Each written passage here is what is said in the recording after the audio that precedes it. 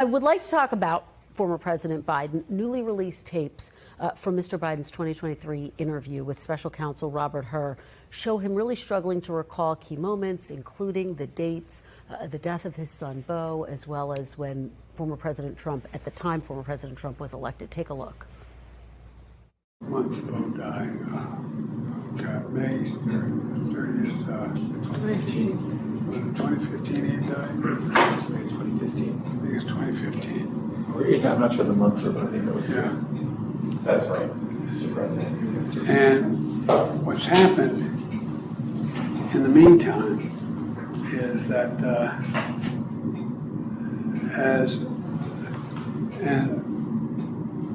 Trump gets elected in November of 2017? 2016. Senator, is this audio proof that President Biden shouldn't have run for re-election? Well, I don't know that that's a particularly fair excerpt. That's a very emotional topic for the president. But obviously, in retrospect, the president should have gotten out of the race earlier. There's no doubt that the Democratic Party would have been better served by having the ability to have an open primary. Kamala Harris probably would have done very well in that process. But in retrospect, we lost. And so I don't think you can defend the way in which our politics played out. I mean, listen, what I've said is that, like anybody who reaches that stage in their life, there is some level of diminishment. But I got to work with the president pretty closely in 2022 and 2023, and I saw a president who was passing legislation and helping the American people at a pretty unprecedented rate.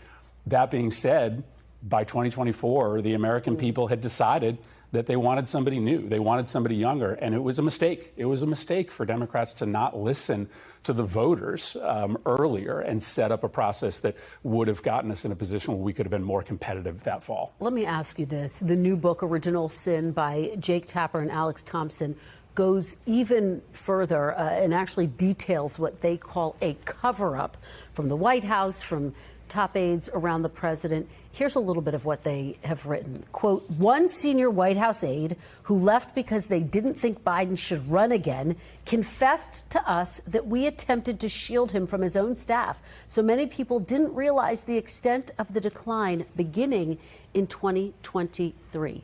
Do you think some top officials in the Biden White House covered up the state of his mental health at the time? Well, I haven't read the book, and so I don't know what to say about the allegations they make. But I know that I worked with him throughout 2020-22 on the gun bill, which has saved, by the way, thousands of lives. He was intimately involved in those negotiations. I was in the White House in the fall of 2023 doing an hour-and-a-half-long meeting on some really complicated developments in the Middle East, and I saw a president who was in control. So that's my experience. But I admit that by 2024, the American public had made up their mind, right, that they wanted the Democratic Party to nominate somebody new. And it was absolutely a mistake for the party to not listen to those voters. Just to be very clear, do you bear some responsibility as well? Oh, I think we all bear responsibility. Listen, and I think, we maybe didn't listen as early as we should have, in part because we have immense loyalty to this man who had led this country out of a pandemic, who had been maybe the most prodigious legislator as a president, the Inflation Reduction Act, the Infrastructure Act, the bipartisan gun bill, in a generation. But ultimately, in retrospect, you can't defend what the Democratic Party did because we are stuck with a madman, with a corrupt president in the Oval Office, and we should have given ourselves a better chance to win.